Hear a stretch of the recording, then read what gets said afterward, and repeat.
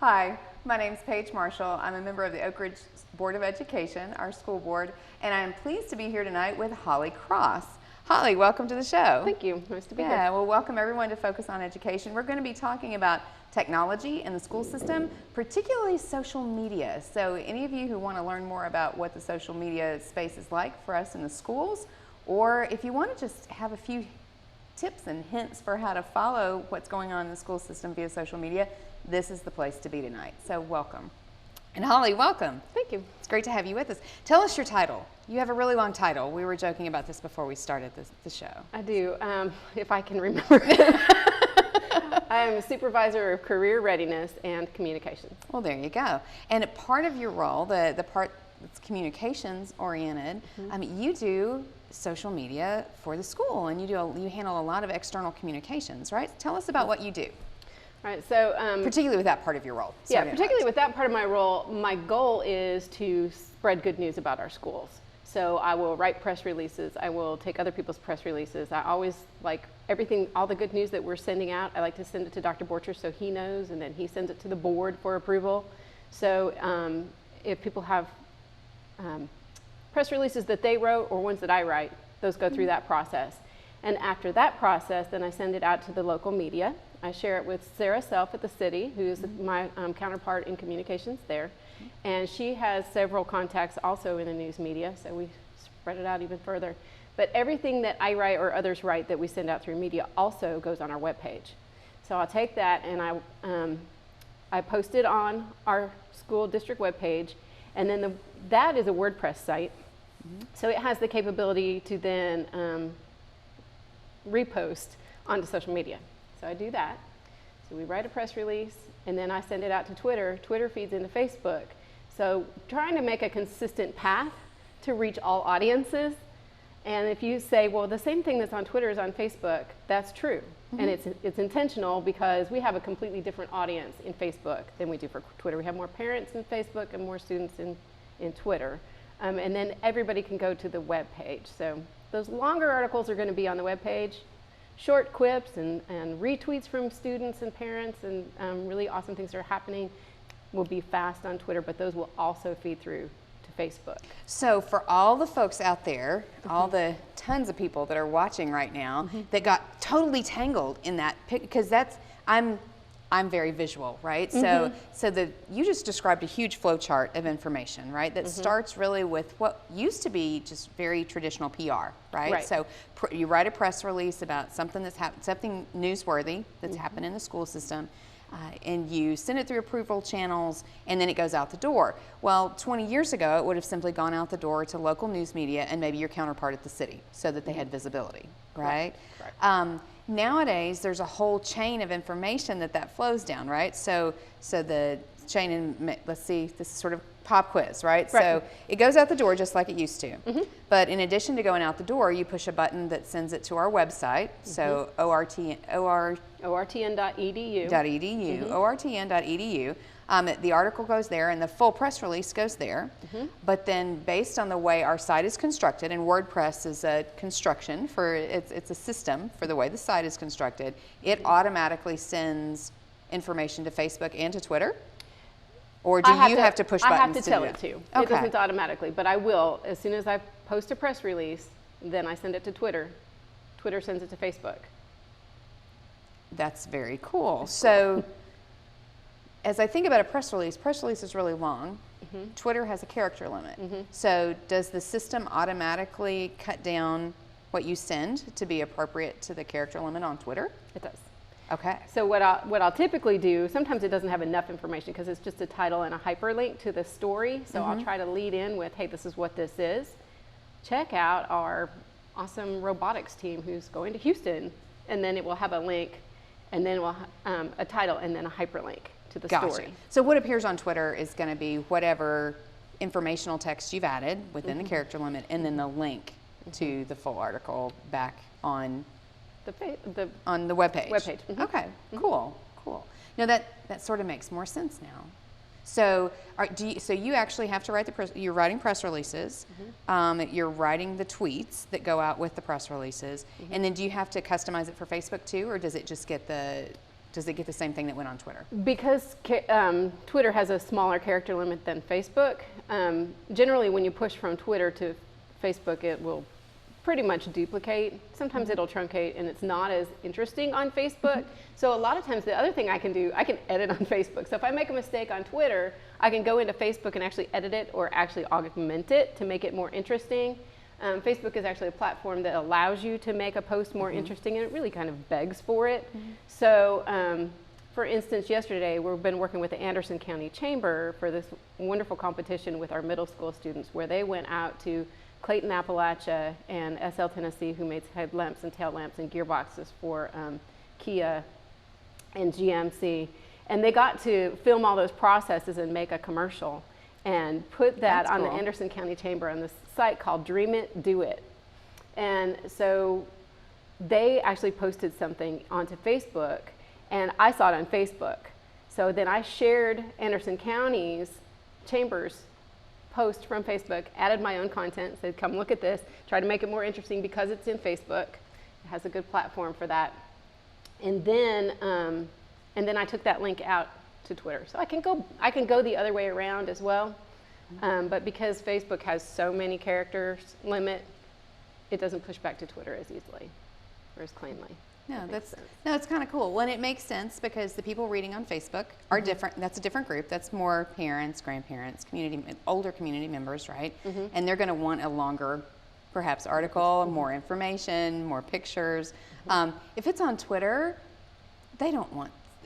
The reason Twitter has the character limit is nobody wants all the extra stuff there, right? They just want that audience quick and doesn't. dirty. You're right. Yeah, yeah. So that covers information that flows out from a press release. What about when you're operating from one of the other social platforms? Do you ever simply tweet about? Do you ever start with Twitter? Do you ever start with Facebook? How does that work? So those items that don't really call for me to ask for board approval for Dr. Borchers to look at it first, if I'm walking down the hallway and I see a really cool content area thing happening in a classroom, I'll snap it and caption it and send it out. If I know that somebody in the room, a lot of times people see me come in, they'll go, Ms. Cross, at me, or whatever. So they want to be included on the tweet. And I'll do that. I love when students get involved because, like I said, the Twitter audience really is kind of geared towards students. And a lot of time, the only time I hear from the students is when they want a snow day or a flu day. And I've gotten into some kind of funny conversations with kids. I kind of hold back because that's not my decision. So as a communications person, it's kind of funny to realize what kinds of requests that people make of me. They'll say, please call off school. Well, I don't have that kind of power. I'm just, to me, that would be like calling WBIR and saying, could you please call off Oak Ridge Schools? It's snowing. So I get kind of tickled about that, and I enjoy the student interaction. But my policy is to always, if I'm going to retweet, if somebody tags me, I'll retweet positive good news. If they're tagging me with a complaint or something negative, I don't. So. Okay, so you're actually a source of information, and you're a channel that students can use to get positive messages going out there. All right, so when this plays in the cafeteria later on, guys pay attention. Ms. Cross will continue information flow for you as long as things are positive, right? You're just not going to retweet negative signing stuff. on to a college, love it. Danielle Wooten used to be in this class, and she was fabulous, and she would always tag me with things, and then we'd have these great conversations. And so when I find somebody on social media who wants to have that kind of positive interaction, I'm all about it. That's or one time I fabulous. asked, who's your favorite president and why? It was President's Day and I had a day off. So, and I went out and bought a Starbucks gift card and offered it. Well, nobody won it, so pay attention. Could happen again. Maybe I'll start playing. I know, and it great. works for adults too. So yeah. So I guess I'll even back up. I'm guessing that there are plenty of opportunities for weird things to happen. So have you ever had a snafu, a social media oops that happened when you sent something out that you got a result you weren't expecting, or something didn't roll the way it was supposed to? This is kind of interesting. So I also do the social media for my church. Okay. And something that I do is a daily Bible verse. Well, I mean, that's perfect for that site. And I didn't that realize venue, for right. that venue. I posted just a little snippet that, from the daily verse of the day, and I posted it on what I thought was my church site. Whoops. And it sat there for half a day, and somebody said, you know, although I like this, is this the right venue? Very tasteful. I'm like, oh, Whoops. please excuse. Yeah. I took it down. I said, please excuse, and understand that I also post for my church, and that was not intentional. That's pretty and the funny. audios were very Yeah. good. Yeah. That's a very tolerant and very understandable. Your toughest day, the toughest piece of news, perhaps, that you had to forward, or is there ever been a time where you've had to send out word that was sad or difficult? What's a bad day look like as the communications director for Oak Ridge Schools?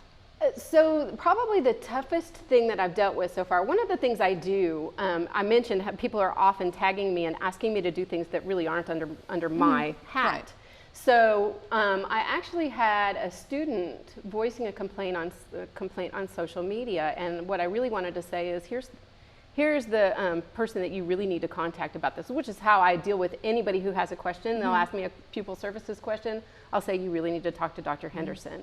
If they ask me a question about enrollment, Dr. Henderson. If they're asking you a question in person, you're able to give a name, or you still do that in social media? In social media, yeah. Right. They'll ask me questions, Yeah. and I'm always trying to direct them to the person who best can answer that question. So Sure. I had a student asking questions on social media that aren't really for social media to answer.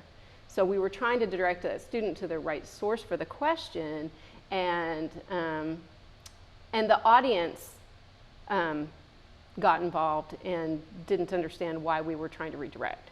Gotcha. So basically, a lot of times, social media, from my perspective, is not to air complaints. Those are really better handled in a private circle. Well, and in social media circles too, if you've only got a few dozen characters like Twitter, or even in Facebook, there are some things that either A, you can't address in the short space that you have, or B, it's just simply not the right place to have the full conversation. So yeah, that is tough. That's It's tough. hard to read tone. Yeah, and it's tough to balance a desire to be transparent with keeping the conversation appropriate for the platform too. So, Right. Yeah, nobody wants to hear dirty laundry particularly. Well, I guess maybe some people do. But Yeah. we don't want to be a part of that, so I get that. A lot of people don't know that I'm the one behind the Twitter account. So this one time somebody posted a picture of an African American male, and I said, oh, that looks like me to a T, and I thought it was funny. And the student misunderstood, and they said I was really mean and rude. Whoops. Like, Whoops. Nice. I just meant that guy looks nothing like me. I thought you knew who I was, but Yeah, well, apparently that sarcasm wasn't- doesn't always read, huh? So Exactly. we're going to come back after the break and talk some more and give some more pointers about Facebook and the use of social media in our schools. Thank you.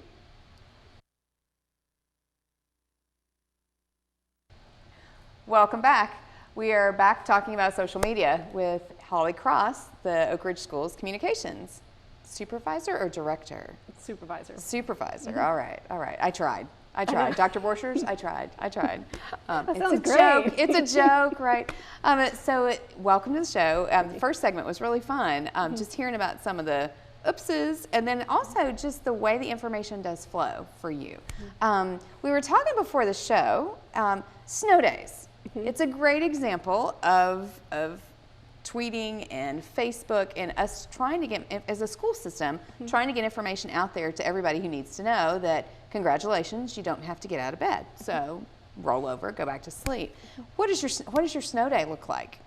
What's that like? Those are the best times ever, social media. So, like I said, I really like to get students involved in social media. This is their platform, and I try, and then a snow day happens, and I get so many tags. And the kids that realize, they suddenly find out who I am. I went to FBLA competition with the kids, and they're like, oh my gosh. And it dawned on them, you're the lady who gets all those tags when we want a snow day or a flu day. And I say, yes. And I read them all. Of course, I don't respond, and I can't repost them or people would be going crazy. So one of the things that we had talked about is sometimes one of the things you can do on Twitter is turn on notifications. And then you'll hear, like, every time I post something. So on a really busy day, that can be kind of annoying. But people do that, particularly on snow days, so they'll hear it ding, so they know a snow day notification is coming in. But I also sometimes tweet at 6 in the morning, so then you want to turn it back off after snow days. Yeah.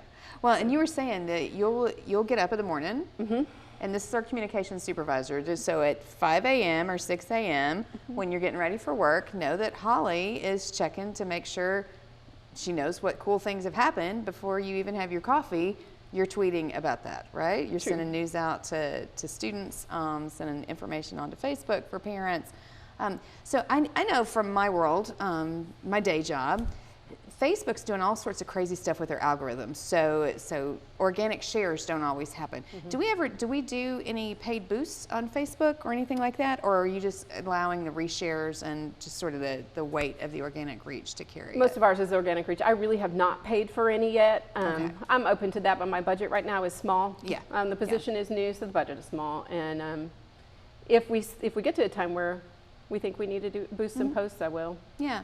Well, and a handy hint too for those out there listening, if you see something come through from Holly that you think is valuable, because of the way Facebook is working these days, if you share it, it will get more. The more you share, the more it gets shared. So as information goes out, parents out there, go ahead and don't be afraid to reshare things. Same thing with Twitter, right? And I know less about Twitter and the way they work, but Twitter is very, very viral. So the more it's shared, the more the information gets out there. It's And super you tend important. to see everything in the feed in Twitter. In Facebook, you won't. So if Right. a lot of times when I'm monitoring Facebook, if I see a post that I really think is important and I can tell nobody's really looked at it yet, I will either augment it or I'll repost it because it needed a bigger audience. Right. So- So, question: you're not the only one from the school system who tweets and uses Facebook to communicate, right? Correct.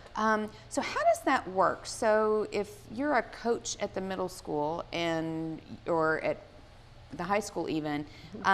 Are there policies in place by the building? I know we've got some usage policies and communications policies at the school system level. How does that work for staff members and for students who are wanting to use social media on behalf of an organization? Are there guidelines? How does that work, and how does that interface with you and So what we you do have guidelines, and they're publicly posted on the employment site under resources. So if you go to ortn.edu, the employment tab and the resources link. There's an acceptable use policy for staff, and within that is the social media policy.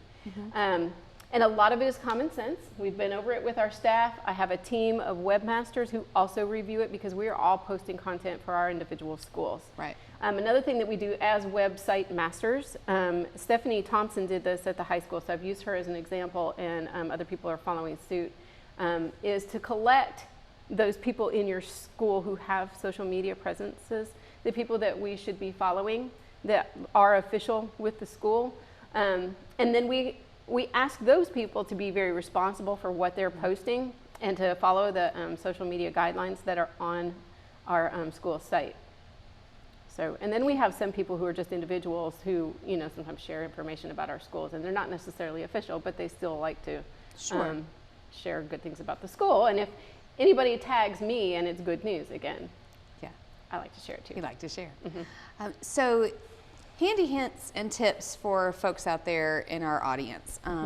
If say we're talking to parents, if they want to be more clued in onto the information flow via Twitter, say you already snuck in a little bit of a hint. I did. There's a lot of activity. There's a lot of Twitter conversation happening on behalf of the schools. If you don't want to hear that at 5 in the morning or at 8 or 9 o'clock at night, probably best to turn off notifications. But in reverse, turn them on too. Correct. So what's the Oak Ridge Schools Twitter handle? It is at OR Schools.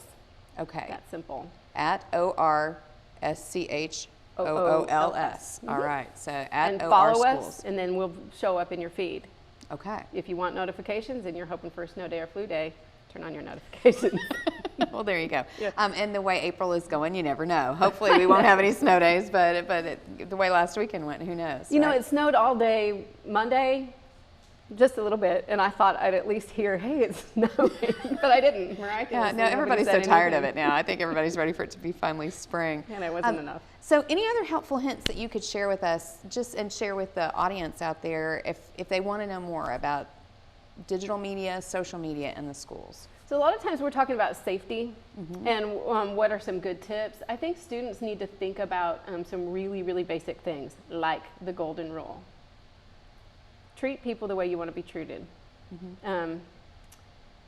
what if your grandmother were watching? I mean, some really, really basic, simple things. And they used to have, when Bruce Lay was at Robertsville, he posted a think poster, and probably people have seen those everywhere. It's not just him. But you want to ask, is it true? Is it hurtful? Is it illegal? Is it necessary? And is it kind? I think that's a really simple acronym to remember. And it also can help keep us all safe online. Right. Well, and that's ultimately why, as a school system and as a representative of the school system, you only retweet and share things that are positive, right? Correct. You want to keep it in a good place. Yeah, and authentic news. Yeah. Authentic news. Wow. As opposed to Not saying it. It's a four-letter word. that other kind of news Authentic that we don't news. want to engage in. Right. Yeah. Right. Your best day. I asked you, and so sorry, my notes are buzzing at me. My Twitter's going off now too. So I asked you about the scariest day. The best day as communications supervisor with the schools. What's the best thing about your job? The best thing about my job is that I get to hear all the good news. And so I'm thinking about days like the day when we got Advanced Ed certified. When we have whole school celebrations that we're doing something, we love to be first. Whenever we're first at something, we were, first in Tennessee to be an entire district certified in Advanced Ed STEM. To me, I like Kid President. He talks about other people's instead of selfies. I hate selfies.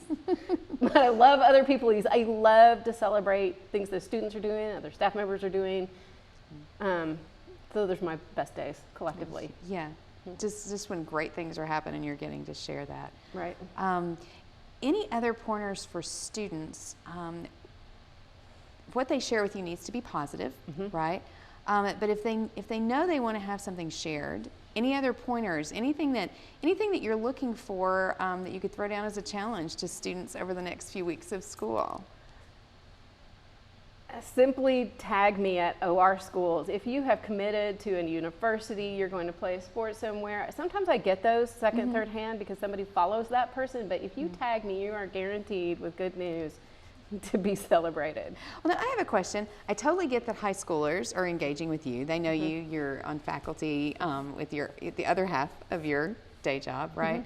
But what about the middle schoolers? Middle schoolers are all over social media. At least starting to be, right? Starting to be. Do you ever get engaged by younger students in the school system?